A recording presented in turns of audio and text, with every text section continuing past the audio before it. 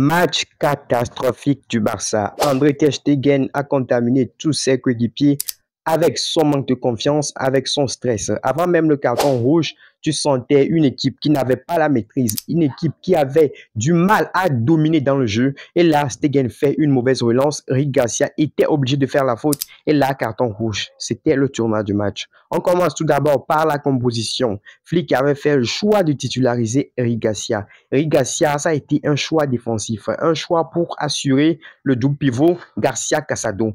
Flick pouvait mettre juste Pablo Torre en 10, c'est son rôle naturel de numéro 9, sauf que Pablo Torre n'avait pas beaucoup joué et manque d'expérience. Et aussi au niveau du physique, c'était pas quelqu'un qui va te donner des coups d'épaule ou bien quelqu'un qui va essayer de faire un pressing fort. Donc il a privilégié ce truc et je ne peux même pas lui en vouloir. Et voilà que c'est ça qui nous a perturbé ce soir, c'est la titularisation d'Eric Garcia qui a tout changé.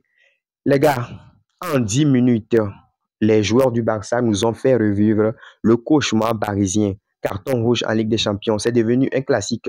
C'est pas du tout facile d'être un supporter du Barça parce que depuis mardi, mercredi, jeudi, tu attends le match du Barça avec impatience. Tu frimes sur les réseaux sociaux, tu vois un petit peu partout les Barcelonais qui étaient en confiance. Et là, on revient sur terre. Monaco tape le Barça tranquillement à domicile. Il n'y avait même pas de supporters. Quand tu vois dans le stade de Monaco, il y avait plus de supporters du Barça que de supporters de Monaco.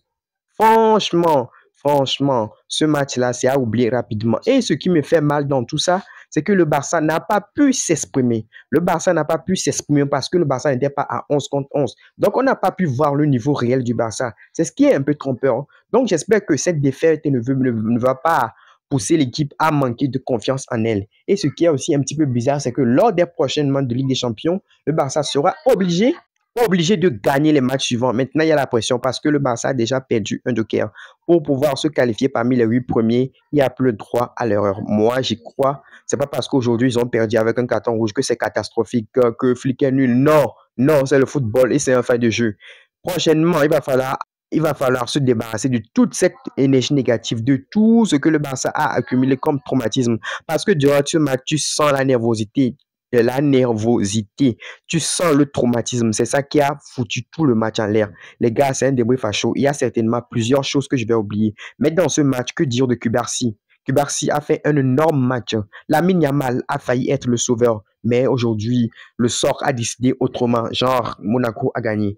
Quand on prend le match de Jules Koundé, et c'est ce qui me fait mal, il n'a pas fait un mauvais match. Quand tu prends le match de Pedri, Casado qui a fait une masterclass au milieu de terrain. Les gars, franchement, pourquoi en vouloir à ces joueurs? Je ne peux pas en vouloir à ces joueurs parce ils ont fait ce qu'ils ont pu.